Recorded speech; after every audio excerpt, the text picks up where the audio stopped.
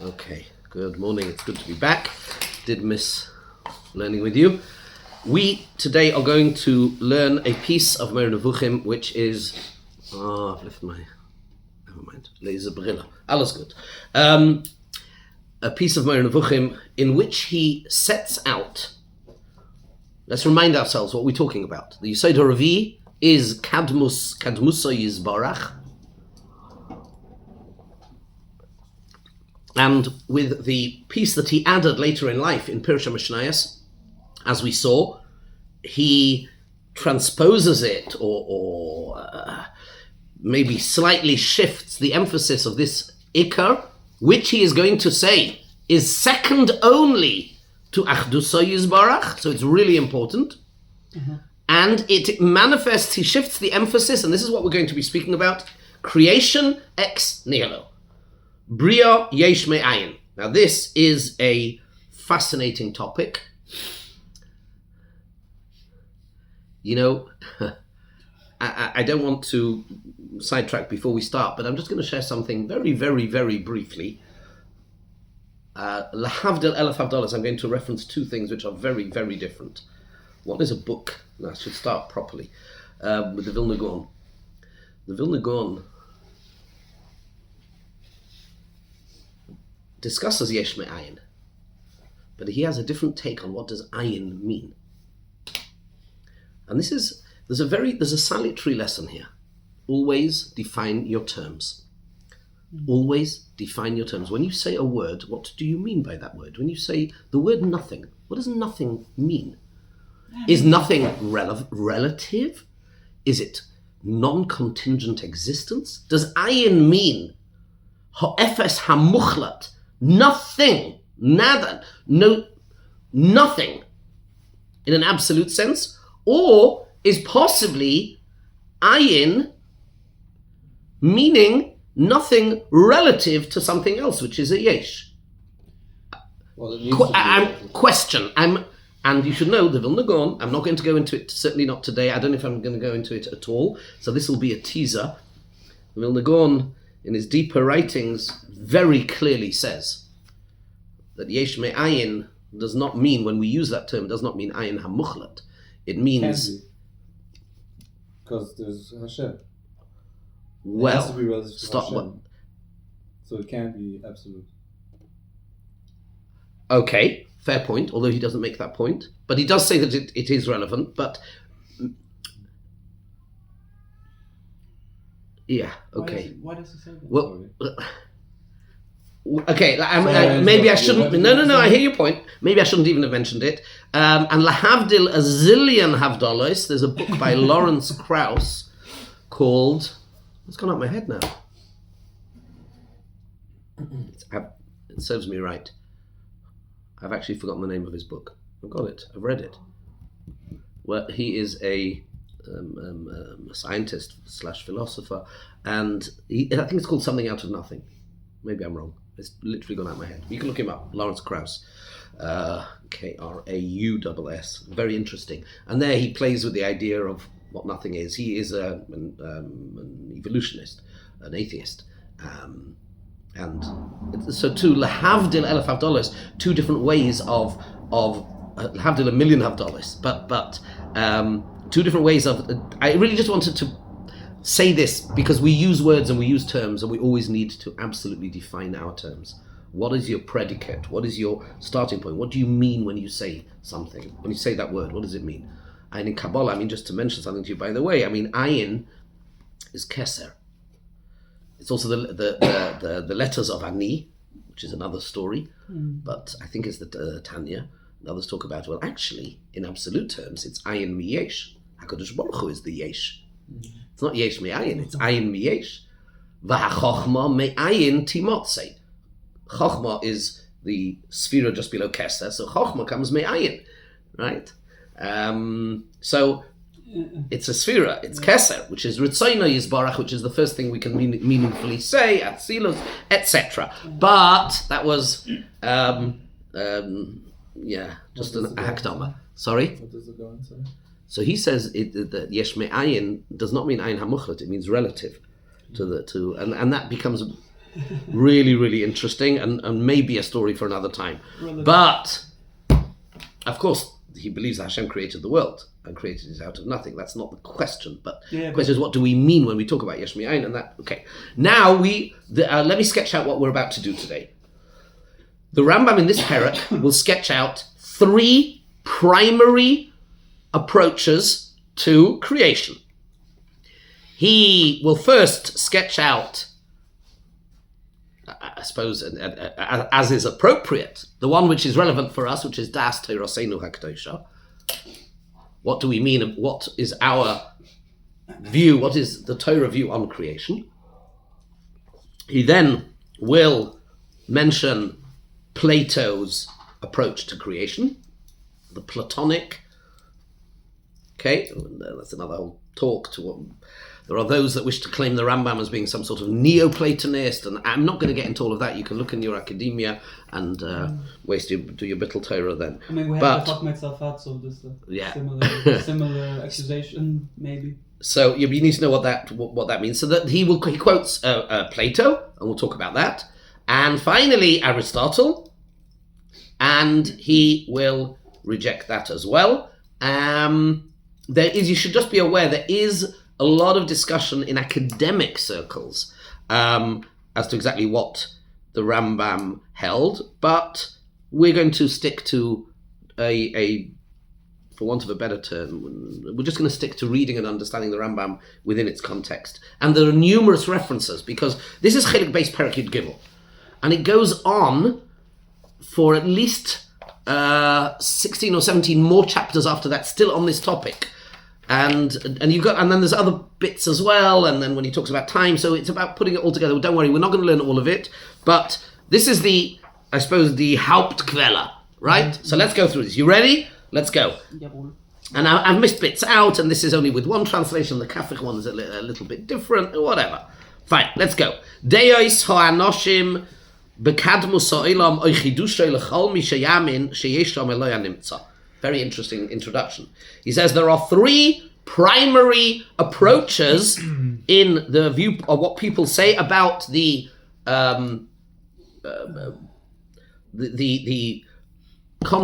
existence, the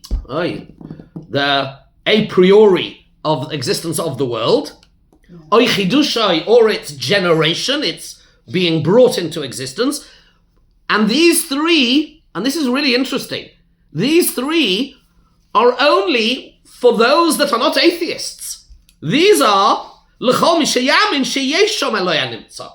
These are for these 3, Plato and Aristotle included, are viewpoints. We may reject aspects of their viewpoint, but they accept that there is a God. Now, whether we have the same concept of God, very likely not, some aspects of it. Rather, not the same God, whether we have the same concept when we say Eloya, what do we mean? But notice that all of these 3, it's a sneaky little introduction there. But this is all for those who accept the existence of a God. What is the nature of the connection between God and time and space and matter? And that is up for discussion here. Okay, so we will start with the one which most interests us. Hem shleisha deis, hadas horishain, v'hudas l'chol kol mi sheyamin toiras Moshe Rabbeinu olav hashalom. Any believer in Toiras Moshe is sheha'olam bichlolai, that the world, generally in its totality, rotzaloima kol nimtza milvad habeira yizbarach. He doesn't need my haskama. He does the right thing. He defines, what do I mean when I say the world? I mean anything other than Hashem. Kol nimtza, anything that can be perceived other than Hashem himself. Hashem himtzioi achar ha'eder hagomor. HaKadosh Baruch Hu brought it into existence from total and utter absence and lack thereof. There was no primordial matter. There was no Platonic form, if you know your philosophy. There was nothing. Absolutely nothing. I sense a Monty Python sketch coming on. Yeah, the way you said it. Nothing. There was absolutely nothing. Heder HaGomor. HaKadosh Baruch Hu brought into existence everything from absolutely nothing. Hashem was to be found is the wrong word because there was nothing or nobody to find him. But he existed and nothing else. Loi malach, v'loi galgal, v'loi masha b'soicha galgal. Nothing, no spiritual being, however sublime and lofty, and nothing at all. V'achakain, notice the irony here, and afterwards. Now, what's the irony there? He's going to pick up on the irony, and then there was no then, because then is time-related concept, and the Rambam is very, very clear in numerous places that time itself absolutely is a creation. Okay, but va'achakain himtzi kol eile hanimtzois kefi masheheim biritzoinoi v'cheftzoi loy midovar. He then brought them into existence. Why? Because he wanted to. Just because he wanted to. And he brought them into existence from nothing. Adoin oilam asher molach b'terem kol yitzin nifra. Master of the world, who ruled before anything was created. What did he rule over? Nothing. But he's still a ruler. There's a nice paradox here, because we always say Ein melech b'lo am, but he created that as well. So in reality, and that's why Malchus has two faces, but we won't get too Kabbalistic. Sorry? What can you rule if there's nothing? Who said you need to rule over anything in order to be a melech? He is melech. That's what you say, and that's what we say post-creation. But that is only relative, not in absolute terms. That's exactly what we're saying. Asher molach b'terem kol yitzir nivra. What's b'terem? Before. B'terem. That's what we say. Adoin Olam, master of the world. So we start off, and that's, again, not for now, but the Gemara in Brochus, and Avram was the first one to call him Odoin, and what does Odoin mean? But you know the story about the Sefer with the Vilna Gaon, and the Vilna Gaon was shown a Sefer, and he contained the following vort in it, and he said, he praised it. Why does Shachar start with the word Adoin Olam? Because the Gemara in Brachos Dav Zayin that says there was nobody in the world that called Hashem Adoin until Avraham came along, and therefore Shachris, which is connected to Avraham, starts with the word Adoin. And the Vilna Gaon was a Meshabeach this sport. You look tired. Are you alright? Yeah. Oh, okay. Right or tired? You were asked. You looked at. Are you right? You said, Are you all right? So you're right. He's all right. Okay, He's all right. He's all right. Rav is right and I'm all right. Okay. I'm tired. Okay. We're all I'm tired. following. Let's be tired. Okay, that's good. That's good. Fine. I can open the window. -6? No? Okay. -9. Weiter. So, Adonai Lamashem Malach B'Terem Kol Yitzin Nivra. Here comes the paradox. Le'eis na'asa b'cheftzai koil. But only when, as a result of his desire, koil was made. And that word koil is a fascinating word, but Hashem Berach is Avraham Bakoil. It's not a coincidence. You have to know what the word koil stands for. But le'eis na'asa, but when, as a result of his chefetz, exactly what the Rambam has said here, koil was made. Azai melech shemoi nikra. Then he was called a melech. He was a melech before. But then it was. But only le'es na'asa b'cheftzei koil. Then azai melech shemoi nikra. No. Then you've got the whole concept of shame. And yeah, as we say, the whole. Fine. Just I thought I'd throw it in because it's relevant. Yeah, you hear that? It's very important. Relevant. Weiter. And that's. Hashem Moloch Geus Lovesh. That's the Shir Shalem of Friday, which is because of that was creation. That's the first time there was an Adam. That's the first time he becomes the Shir Shalem of Friday. Is Hashem Moloch Geus Lovesh. Why Hashem Moloch? Because the sixth day of creation, he wasn't a king over the beasts or the birds. It was only on Friday where there was a man to have the cognizance, the Tzelem Elikim, to be able to be recognize him then as I Melech Shemai Nikra. So Friday, which was day 6, Hashem Moloch. Yeah, sorry. Okay, but he was still the Melech. Melech, but not Melech Shmoi Nikra. Yeah, because Shmoi Nikra is only man that. Correct. It's only man. That's why. Yeah. You mentioned that we could say that Hashem created nothingness also because it seems to me that there lies also a paradox here because we can't really say that it's the primary state of Hashem because there is no primary state of Hashem, right? So if we could say there's Hashem in its existence and there's nothingness relative to Hashem because Hashem is ultimate existence, and there's nothing that was created in terms of what we can perceive today with the forces and whatever planets or whatever it is. But yet, if we would say that and we entertain the notion that there's only Hashem and the nothingness, it Stop. sounds like. Yeah, so I would. Yeah, Sorry, finish your sentence. I think so, but I think it's. I don't think that's correct. If I may, It's a question because a statement, so it can't be correct. okay, good. So the answer. No. So the answer. It's good. He's clarifying, and it's my fault because I really muddied the waters. It was a bit naughty of me with talking about the Yesh and the Ayin at the beginning. The Rambam is crystal clear. The Rambam is crystal clear, I think. And he goes to lengths. He's at pains to when he say nothing. You know what I mean by nothing? It's like almost like he's talking to a little child. Not this and not that and not that and not that. He says heder hagomor hamuchlet.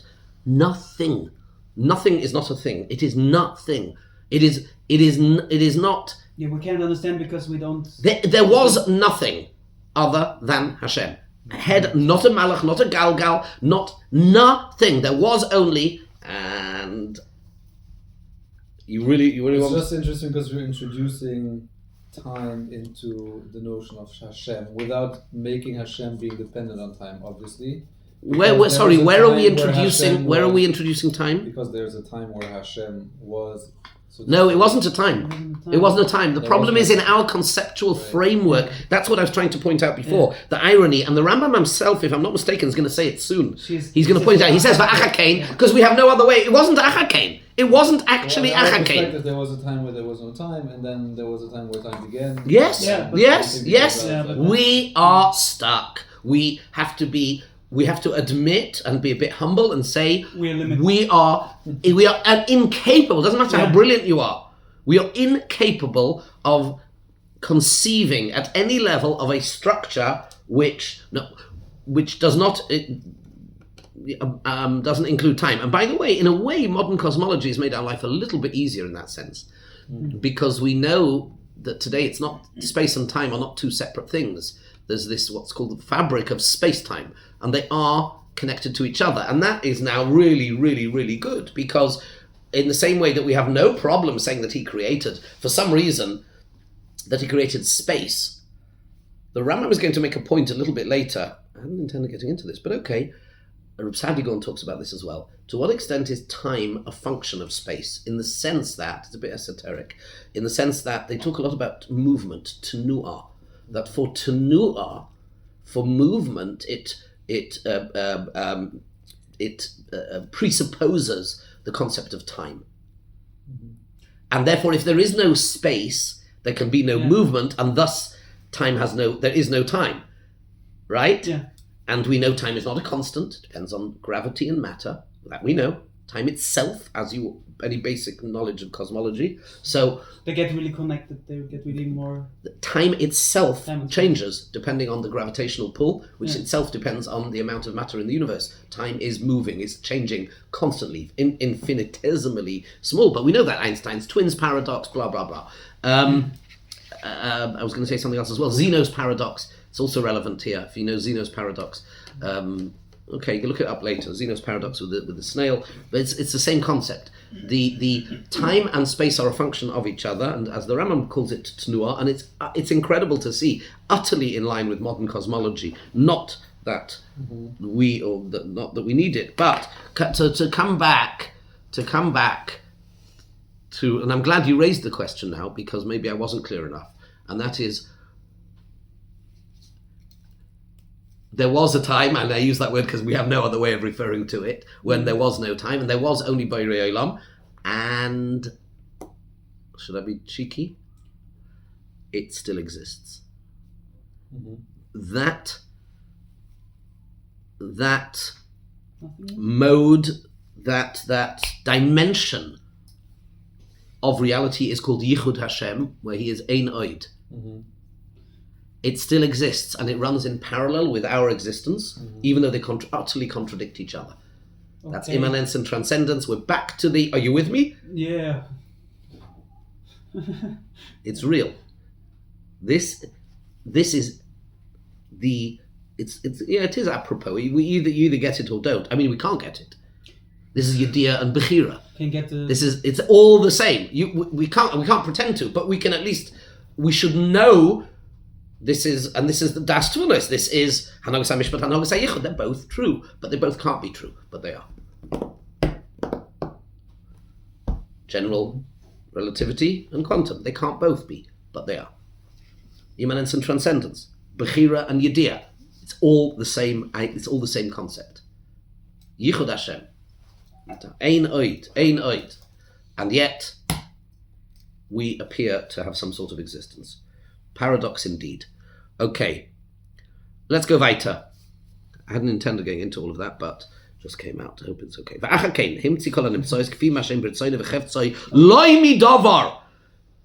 he didn't use any primordial matter to, yeah? V'shehazman atzmoi gamkein michlal hanivroim.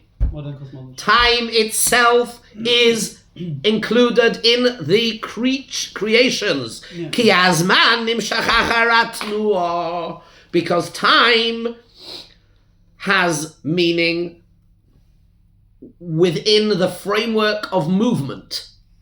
If there is a dimension where there is no capability of movement, then there is no concept of time. Yeah. And this is, again, this is space-time. It's that's mamish what it is. Yeah. What's Tnuah? Space? Tenuah is movement.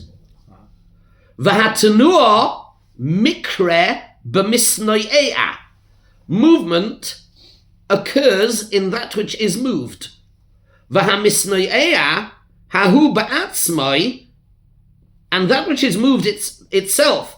Asher hazman nimshach achat tenuosoi mechudash. V'hoya acher shaloi hoya. And that thing now gets moved within time, and it's something else which wasn't before. There is no movement without time passing. Correct. Yeah. Now he says, it's here. I mentioned to you before that he's going to point out the impossibility that we lack the faculty, in our thought ecology, in our structure, our framework, to even talk about it. He's now going to pick up with this word hoya. Look at this, brilliant. That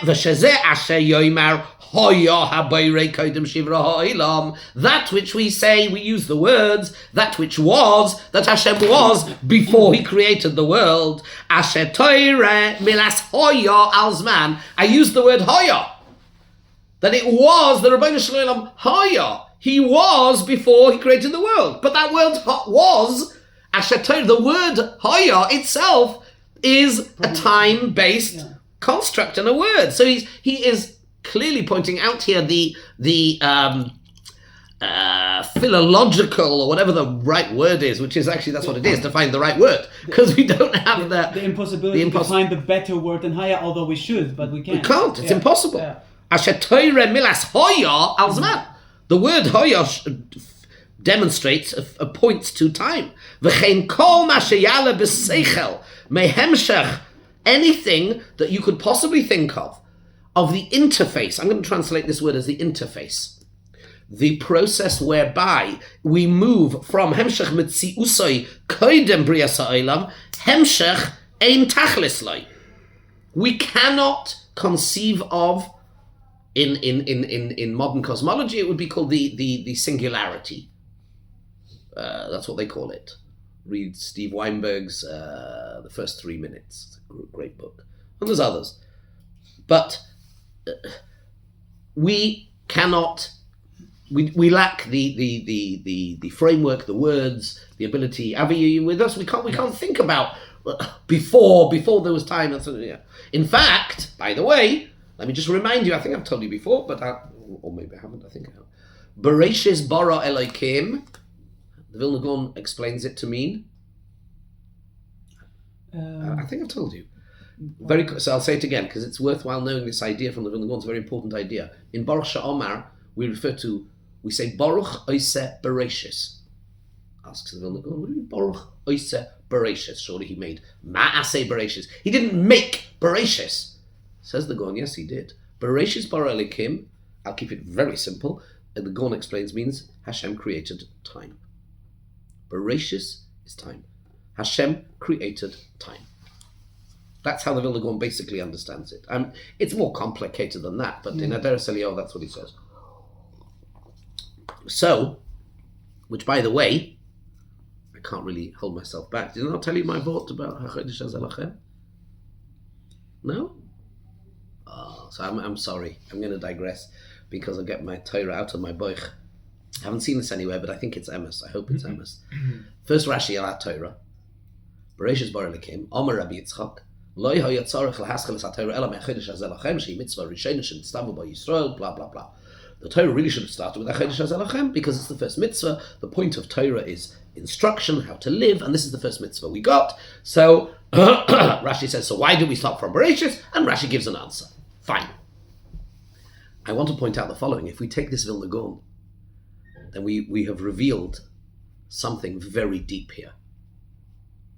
And although I did come up with the idea, I recently saw a mama from Rav Moshe Shapiro, which I hadn't seen before, where he doesn't say this mamash, but he alludes to it, and I think Baruch Hashem, I'm on the right track. Listen to this. Bereshis bara Elikim is the sugya of Zman, part 1, in which Hashem creates time, and from that point onwards, we are passive, hostages to the fortune of time. It is a linear flow of time, and we are on board. It happens. There is nothing we can do to turn the clock back until there is a gilui, which is the necessary gilui before Torah, which is Bria part 2, Chumash Sheni, as the Goyim call it, which is creation part 2. There was first the creation, the expansion of physical creation, and then spiritual creation. Sugya of Zman, Chelek Aleph is Bereshis bara Elikim, Hashem created time, and then HaChodesh Hazeh Lachem, the inner meaning of the Sugya of Zman, that you do have control over the Zman. HaChodesh Hazeh Lachem, you based in on Mekadesh the Chodesh. The Rabbeinu Shalom decides what happens in the world based on you. You can reverse the flow of time. The famous Yerushalmi about a girl who was Nivala, as you know, and her Basulim, she was no longer a Basula, and then based in on Ma'aba the Yern, now she's under 3, the Basulim grow back, says the Gemara, says the Yerushalmi. Yes, you are. HaChodesh Hazeh Lachem. It's the inner part of the Sugya of Zman, the Ruchni, in which we do take control. So these are not just, if you don't have this, they're just two random things. It should have been Bereshis, HaChodesh, but they actually have nothing to do with each other. What I'm pointing out, I hope, is that actually it's the same sugya. They would beautifully explain why we say that that the Jews are not bound as much by Megillah. Exactly. Because it's like... absolutely. Because it was given... Yeah. So they what I was moira, I think, is that they're not just two totally different things. Otherwise, the way normally that Rashi is understood is they're two totally different things. What I'm pointing at, you hear that? You hear it, Eli? I hear it. Can you explain what you mean by the inner? So you're contrasting this. If I understood correctly, there's the creation of time, and then we're subject to time. In the yes, in a spiral or linear, but there is an aspect in which progression that we cannot escape. We're passive. And then from HaChodesh Hazeh Lachem, we. What is HaChodesh Hazeh Lachem? All the Rishonim say the spiritual aspect or the inner workings of time, like which. That's why I pointed out the Yerushalmi just as an extreme example. Classic. So normally in time you are passive. There's nothing you can do, generally speaking. Okay. So we'll take a simple. It's HaChodesh Hazeh Lachem. All the Rishonim, the Sforno, and everybody says we've come out of slavery, and we're now saying you are the one thing a slave does not have is he's not in control of his own time. And we all know, by the way, today, if you really want to know whether somebody is on top of things, it's time. Are you on time? Do you use your time wisely? It's the one thing where you can but that's still only because it's passive and it happens and oh wow, I'm dead. That was quick. What happened? That was my life. Wow. Yeah, kind of thing, right? But now we're saying no. The sugya, the next sugya, which is it's the same sugya, but it's the ruchni, it's the inner workings of it. Hashem takes that and he says, "Hachodesh hazeh lochem."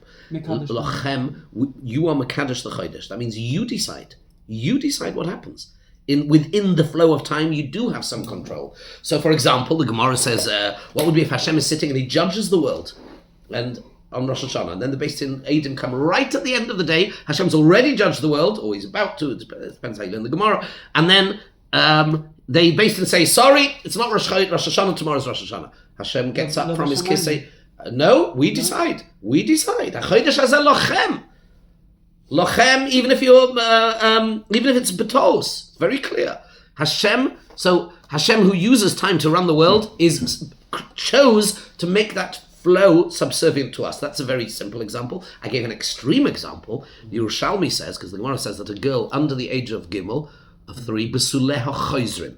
Yes, but once she's over 3, then she will no longer be considered a besula, because the besulim do not go back. Says the Gemara Yerushalmi, what would be if it's the Beis Din, she is 3, she becomes 3, and then Beis Din decide to add a chodesh on.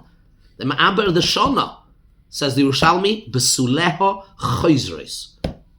So it's an extreme example of that ability to control time and the way Hashem interacts with us in time that he handed over to us that can even have an impact in the physical world. So I was pointing out that they're not just two random things, Bereshit and Hachodesh hazeh lochem. It's the same thing, and they are manifestations of each other, but one is the inner. And it's lochem as opposed to just being passive. That was just by the way. I don't know how we came into that, but that's just... Thank you. Yeah. Okay. Let's keep going. V'hakavana ... because I didn't bring everything. So we're still in the first, right? Anybody who's ma'amid b'teres Moshe Rabbeinu. So let's just summarize. Time is a creation. Before Hashem created the world, I know it wasn't before, but there was only him. Heder hamuchla, nothing at all, and b'cheftzoi, he brought into existence everything because he wanted to, and that's it. That's what he said so far. V'hakavona shehu etzleinu davon nivra. Time, we perceive time as a creation. Mishava kishar hamikrim v'ha'atzmim hanoisim lemikrim ahem. Ulazeh lo tiyeh hamtzoas habeirah la'olam. And therefore, Hashem did not start the world b'haschola zmanit. He didn't bring it into existence at a particular point in time. Ki hazman michlal anivroi, because time itself was created. V'izboinen zeh ma'oid. Think about this a lot. Ba'avur shaloi techuyev hatshuvos asher ein lintos mehen lemi sheyisochel b'zeh. Because he says, because you're going to get tied up in knots if you don't go along with this. The minute you say, the Rambam is very strong on this point, that you must accept that time itself was a creation, because if you don't, then there is time before Hashem created the world. Then you need to believe, then you need to start going down the rabbit hole, as we would say, of hakdamus, meaning eternity, the eternity of something, the eternity of form, the eternity of time. So if you don't say that, you become a perfect. Well, he's saying he's saying that the difficulty you have is the minute, if you don't believe this, then you have time pre-existing Hashem's creation, and what's the problem with that? You've got to believe in the eternity of matter. The eternity of time, at least. Ki hazman mikra v'ef shaloi mibiltei noisei. So where does that come from? V'yischayev metzias davar koydem metzias ha'olam nimtza ato. And the minute you believe that time always was, then you're going to have to believe that there was something, even if it's just time, before this world that Hashem brought into existence. Umizehu habricha v'zuhi achas hadeos v'hu yisoid toiras Moshe Rabbeinu bli sofek v'hu shenis li yisoid hayichud lo yale b'dat chazul hazeh v'Avram Avinu alav hashalom hischil legalei ze hadas asher heviu elav ha'iyim. Very interesting. Here, this is very interesting. He said this seems to have been, when we think of Avram Avinu, we think of him, I don't know, I'm talking personally. If you would ask the average person, even the knowledgeable person, what would you say was Avram's big thing, his big chiddush?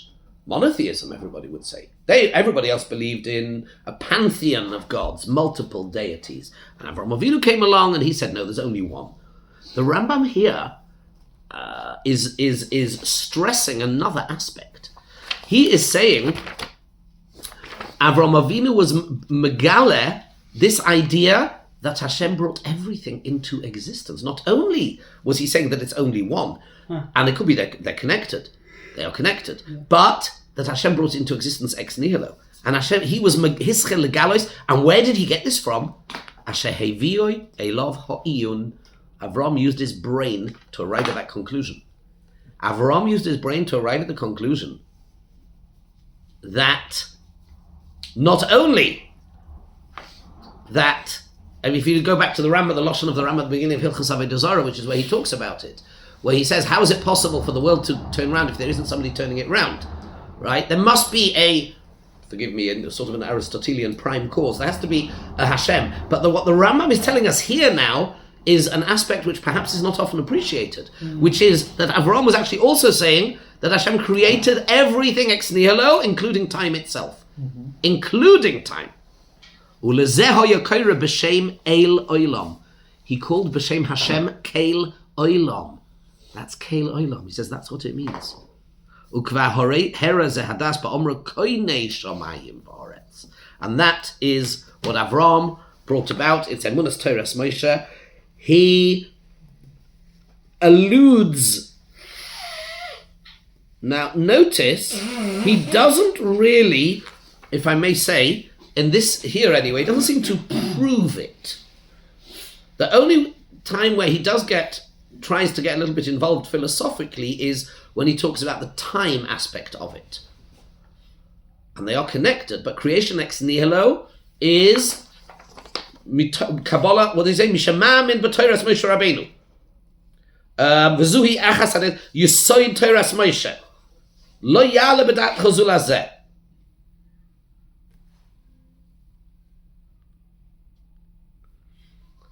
I have to look again, see what the bits that I missed out, but it seems to me that he is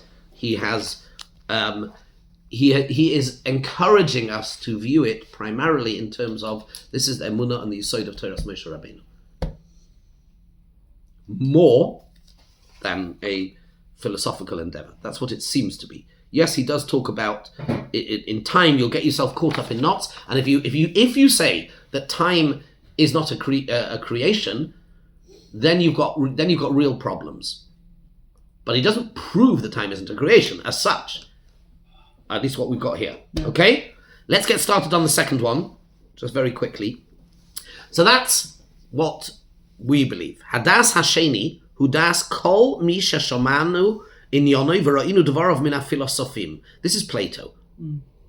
V'hu V'zeh. Remember, Plato believes in God, according to the Rambam. V'zeh Shem Omrim Ki Min HaSheker Sheyamtzi Hashem Dov Oloi Midov. They say it is a lie to say that Hashem can bring something into existence from nothing. It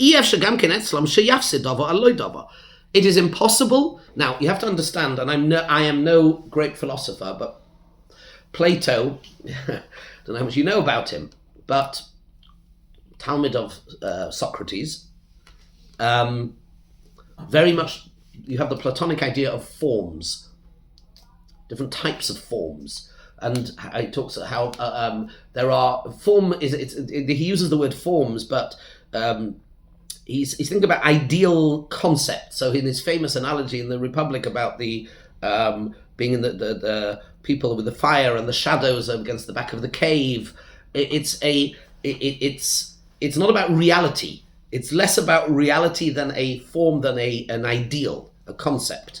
And therefore he's very much taken up with ideas and ideals. And he says, therefore, the idea, the concept of bringing something into existence ex nihilo is nonsense. That's what Plato says. For the same reason, he says that when something exists, all that can happen is it can change its form. but it cannot be then become absolutely nothing, which in terms of energy, so it's the transfer of energy, right? So it's kinetic into whatever, so things that will just change their form, but they don't get lost. How does entropy fit into it? It's a good question, but this is sort of in very, very, very simple terms, because I make no claims to be a philosopher. This is what he's saying. So you cannot, they said it's sheker to say that something can come into existence out of nothing, and indeed that something can then become nothing. Goes both ways. It's sheker Can't in be. a certain... It's sheker, that's what they say. Right, but if you move... That's what they say. They hold it's wrong. They hold it's wrong. They say it's impossible. The